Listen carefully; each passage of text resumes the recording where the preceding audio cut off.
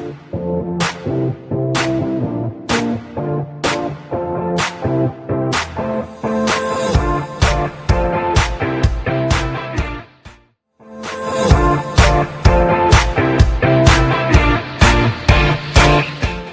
print format, all of you? Okay, so what would be great is if you had a look at our press release and the press pack that we've given you. Those contain all the key details, the names of all the organizations who are attending, and all of the main messages. But I'll give just a very simple summary, which is that the purpose of this campaign is to encourage Filipinos of all walks of life to do it right. Is a sort of a call to action to for everyone to show their support openly for family planning and reproductive health. Because the survey after survey has shown that the large majority, more than 70% of Filipinos, actually do feel personally comfortable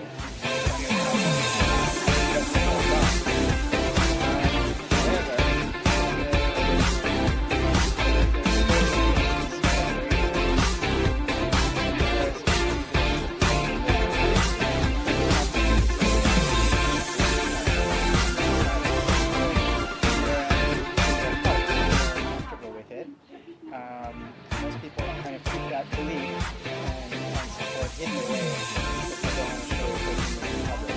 So do it right is creating an encouragement to everyone to show how they feel when by using this slogan, do it right, and this sign, which represents the two fingers represent the two members of the couple, and the palm between them, which is a same-sex or contraceptive strategy they use to be responsible together. So people can use this hand sign to show how they feel. And we want through social media people to do that so that people see how many others feel the same. They'll no longer feel that they have to hide it because they do that. Let's go to media. And today's we're one of 11 people who are here today.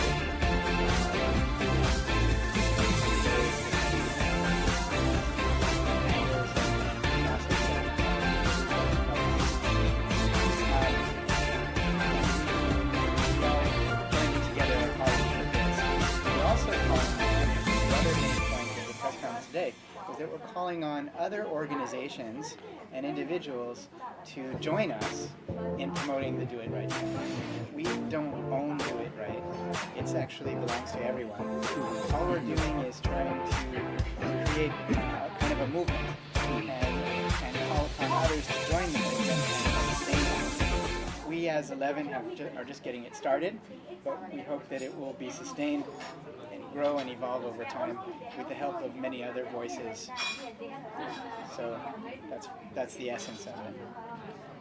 How, how long are you planning to do the campaign? I don't think there's any finite timeline that we have in mind. It will definitely, we're sure that it will run at least until the end of next year. So at the end of 2020, but how long it will eventually last really depends on how many others come along, and it's not up to us to decide really. Okay. If it catches fire and a lot of people are into it, it could be a long time. What do you think are the main barriers to responsible parenthood here in the Philippines? Or the obstacles that you have to hurdle? Well, I think the cultural taboo and stigma connected with sex and reproductive health, the idea that sex itself is kind of a sinful thing that we should abstain from, the attitude that responsible reproductive health and use of contraception is also somehow sinful. These are obviously some of the main things that we're trying to address and some of the main obstacles. that's one aspect. From a practical standpoint, I think the campaign to get it really moving and going, we need different kinds of people to raise their hand with us with this sign and show their support. So right now we're mainly non-profits and charitable organizations that have something to do with family planning or reproductive health. But if, say, a famous sports figure came forward and said, I'm with this, someone that everybody respects, or a beauty queen, or other very influential faces and names of Filipino society, if they come on board, of course, that would be hugely important and could really transform the reach of the campaign. So it's about how do we attract and get those people to come on side. I'm very confident that there are individuals of that nature who share our beliefs. But whether or not they're going to volunteer their voice is another thing.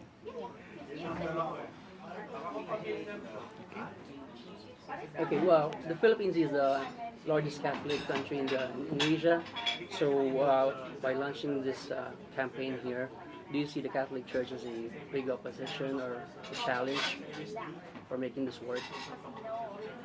Actually, I work for DKT International, and we're present in close to 30 developing countries around the world. And our experience is that the kind of obstacles we're dealing with in the Philippines are not unique, and they're not specific to Roman Catholicism as a religion. For example, I worked, before coming to the Philippines at the beginning of this year, I was working for DKT International in Myanmar. And in Myanmar, we have the same issues, almost exactly the same issues. And it's not driven by a religious or politically active religious organization. It's more just that traditionally Myanmar people are very peevish about talking about sex and very conservative. So religious leaders sometimes take a position that they represent traditional values, and they advocate for maintenance of traditional values.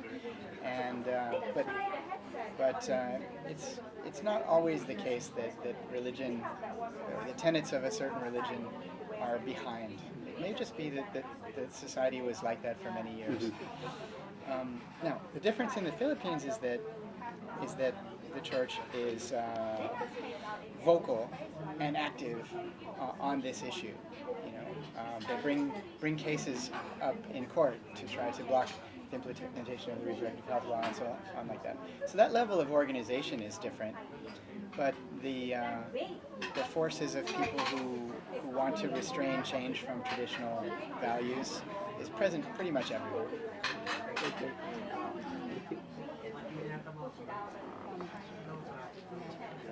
Okay, thank you. That's it? That's it. Okay. Thank you. Thank you. Well, I'm sorry that you weren't able to be here while we were giving our speeches and so on, but I think